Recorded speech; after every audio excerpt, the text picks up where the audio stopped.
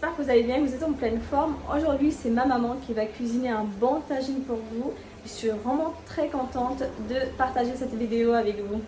Alors dans une assiette, on va commencer par couper 3 gousses d'ail. Vous pouvez très bien les passer dans un écrase ail.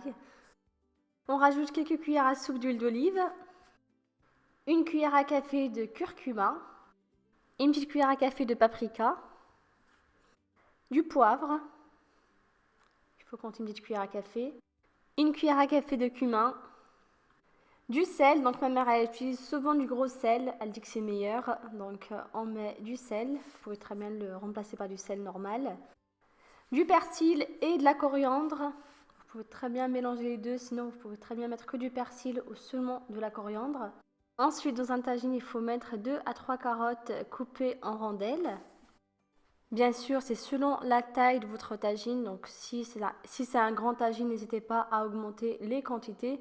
Et aussi, vous pouvez mettre des pommes de terre. On va ensuite verser notre mélange persil, coriandre, huile d'olive, épices, etc. Donc on mélange avant, sachant que là on ne va pas tout verser, on va en garder un petit peu pour après.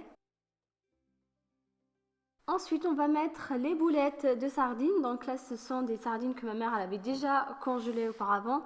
Donc elle les prépare, elle les nettoie, elle les passe dans un mixeur manuel, pas du tout électrique. Et ensuite, elle forme des petites boules pour justement les congeler. Donc là, elles sont encore congelées, c'est normal. On vient juste de les sortir du congélateur. Vous allez les mettre sur les carottes, comme ça. Si nécessaire, vous pouvez très bien rajouter un petit peu d'huile d'olive. On verse les épices, donc ce qui reste, directement sur la viande hachée. On referme le tagine et on laisse revenir quelques minutes. Il faut compter environ 5 minutes. Maintenant, on va mettre quelques tomates. Donc il faut compter 1 à 2 tomates. Comme d'habitude, c'est selon la taille de votre tagine. On en met sur le dessus. Là, ma mère elle les a coupées en rondelles, sachant que vous pouvez très bien les couper en petits dés. On rajoute un petit poivron coupé en rondelles, sinon vous pouvez très bien les couper en lamelles. On referme le tagine et on va le laisser cuire quelques minutes. On remet un petit peu de persil, coriandre sur le dessus, comme ça. Un peu de sel. Un peu de poivre. Donc on en met sur le dessus, comme ça.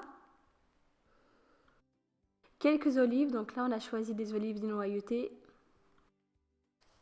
Quelques raisins secs. Quelques pruneaux. Donc on en met sur le dessus, pareil. On fait tout le tour, comme ça. Et pour terminer, on rajoute quelques tranches de citron coupées en rondelles. Donc là, ma mère, elle en met 3. Un piment, donc là c'est facultatif, vous pouvez très bien ne pas en mettre. On referme le tagine et on va laisser cuire environ 15 minutes à 20 minutes. La cuisson elle est vraiment rapide, surtout la cuisson des sardines et des carottes.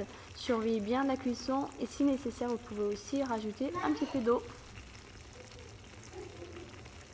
Voilà, le tagine de sardines est prêt. En tout cas, ça sent vraiment très très bon. Maintenant, il ne vous reste plus qu'à le servir avec du pain, des pâtes, du riz par exemple, etc.